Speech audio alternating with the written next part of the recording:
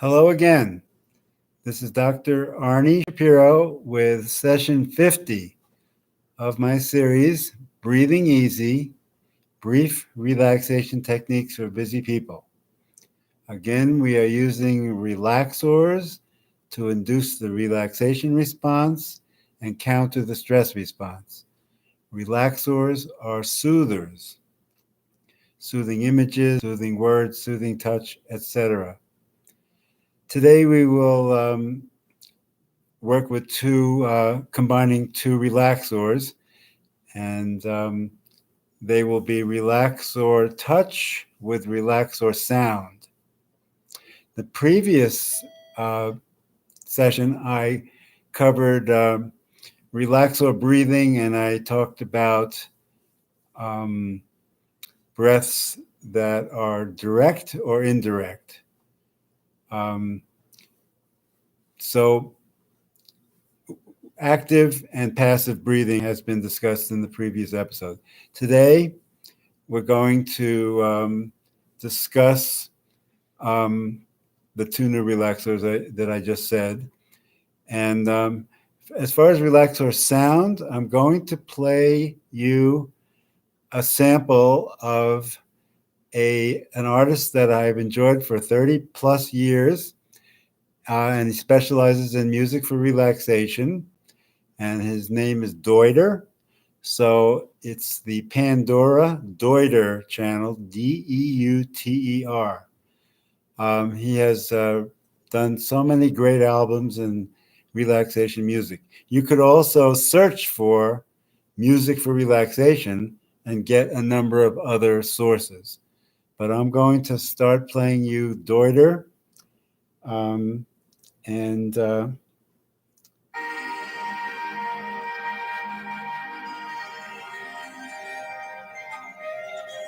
we'll let it go for a little while.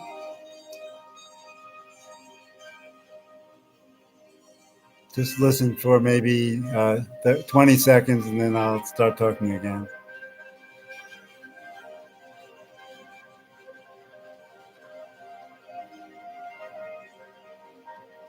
During this sound, you can do some good breathing.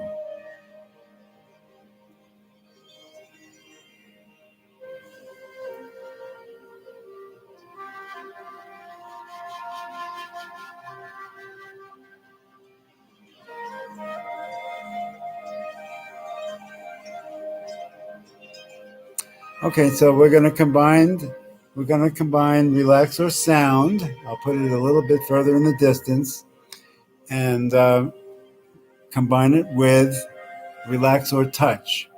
So what I'm going to do is review a technique that I've done in the past, and it is a massage of the neck, scalp, and face. So I'm going to review that next.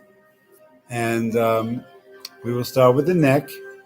So relaxor touch to the neck can take the form of soothing circles on the muscles of the back of the neck. So you can start with meeting the middle three fingers of each hand on the nape of the neck, the bone, walking that outward for 1.25 inches or so till you're over the muscle, and then applying about 6 or 7 soothing circles to the muscles there.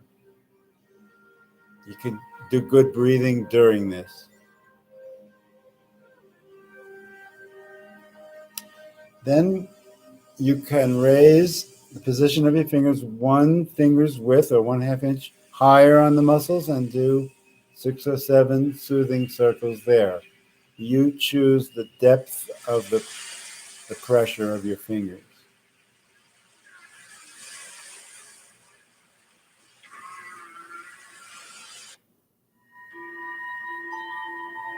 And then move the fingers up 1/2 inch again higher.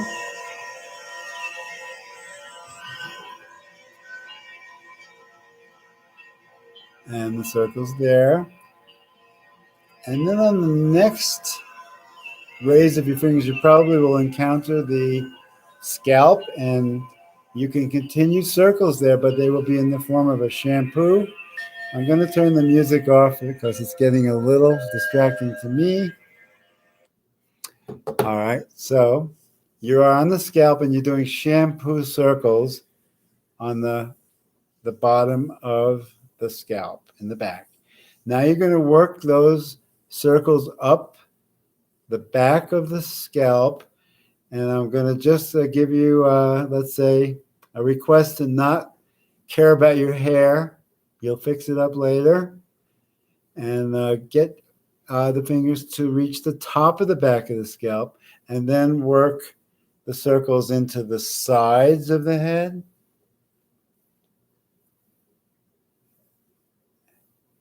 You could be using 4 fingers now, not the thumb.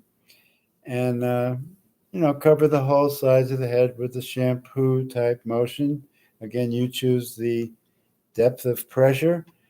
And you can make sure now that you have covered the entire scalp with your soothing circles. And now you can fix up your hair.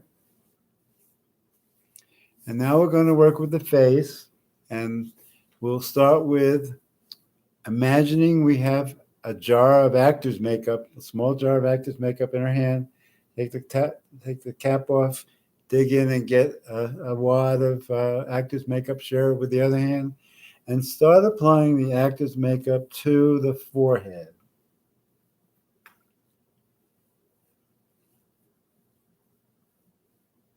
And then also do the temples and the tops of the cheeks below the eyes. You don't want to touch the eyes, but you're going to do the nose, the upper cheekbones, the temples, and the forehead with that particular amount of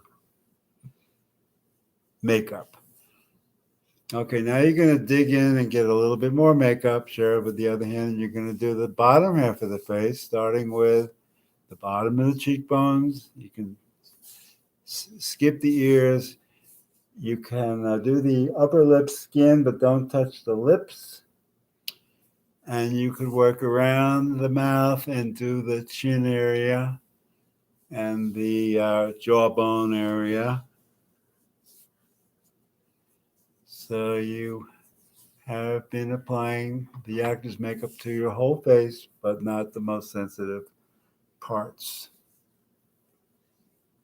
Now, finally, do some light brush strokes with your fingers to smooth out all the makeup. Make it as smooth as you can.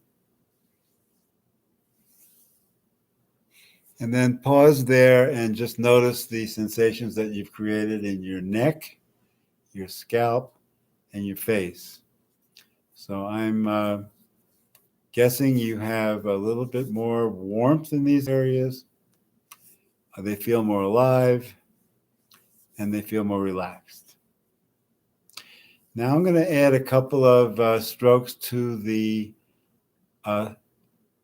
again, the scalp, but we're going to do it a different way. We're going to do moving the skin over the bone. So the simplest way to do that is cup your hands over the sides of your scalp above your ears, like your thumb edge is above the ear, and you're going to give a little pressure so that when you start moving the skin, you'll feel the skin moving over the bone. So you're doing this gently, and you're going to do a back and forth with the pressure. You can look at me if you like. About 3 or 4 times there, and then you could do an up and down with that pressure. So you're moving the skin up and down over the sides of the skull, gently, not too deep. Just enough to do the movement, but not pressing too hard. Now you can make some circles of movement. You can look at me if you like. I'm just doing gentle circles with the whole side of my scalp against the bone underneath. Then I'm going to go to the back of my head and meet the fingers in the back. And I'm going to do up and downs in the back of the scalp. But the thumb is still above the ears. And I'm just using just the top of the back of the scalp, up and down gently a few times, like 5 times, 6. Then you could actually have your fingers approach each other, so you're doing like a sideways movement. In fact, you can do both hands in a way to get the sideways movement of the back of the scalp by coordinating both hands in the same direction. You can kind of do the forehead up and down, moving the skin over the bone. You could do circles on the temples, again, skin over the bone.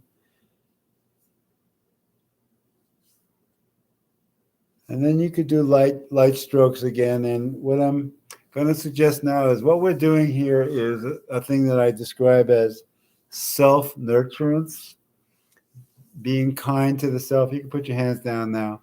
So self-nurturance is kindness to oneself. You can be kind to others, and that's a relaxor too. You can wish them well. That's a relaxor too. So you can do it in thoughts, words, and actions towards someone else, compassion towards someone else, kindness. And you could also, even to pets, you can do that too. And you could do it to yourself. You can give yourself soothing touch like we just did, soothing words to yourself.